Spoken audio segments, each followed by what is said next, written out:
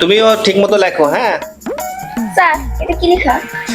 এটা লেখা হচ্ছে তোমার বডিতে কয়টা পার্ট, সে পার্টস অনেকগুলো, এই জন্য এস যুক্ত হয়েছে। অনেক সময় তো আসলাম। শোনো, এক কাজ করো, তোমরা এগুলো ঠিক মতো লেখো। হ্যাঁ, এগুলো শেষ করবা লেখা, তুমি এগুলো লেখা শেষ করবা।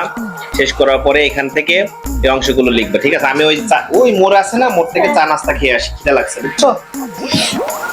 তো আম্মু জিজ্ঞেস করলে বলবা যে কি বলবা, চা নাস্তা খেতে গেছে, ঠিক আছে? ওইখানে তুমি বেশি জায়গা দিছো। ওইদিক যাও, ওইদিক যাও, ওইদিক যাও, তুমি বেশি জায়গা দিছো। ওইদিক যাও, ওইদিক যাও। তোর মারামারি করিস না। কি হচ্ছে? মারামারি করতেছিস কেন? তোর ছাড় কোথায়? স্যার চা নাস্তা খেতে বাইরে গেছে। কি? চা নাস্তা খেতে বাইরে গেছে?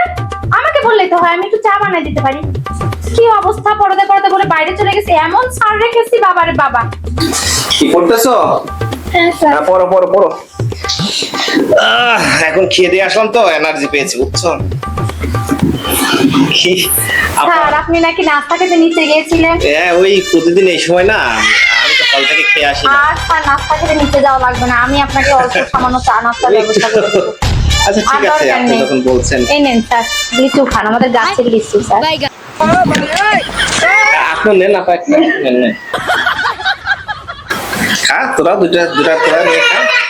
নাস্তা যাই কিছু দিক খাও, এটা তো ভদ্রতা না, অভদ্রতা।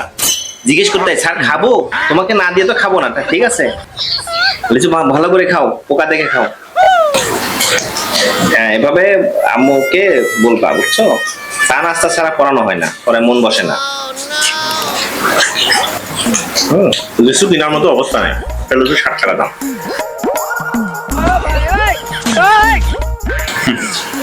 মাশাআল্লাহ, বড় হবে, অনেক বড় হবে মা, দোয়া করি অনেক বড় হওয়া। বাপেরটাও খাবা এরকম, আরেকটা খাবা এরকম, দুনিয়া শুদ্ধ খেয়ে ফেলবা। খাও, এই ছেলেটা পদ্র একটা মেয়ে, খাও মাশাআল্লাহ। পড়াবো এরকম, ঠিক আছে?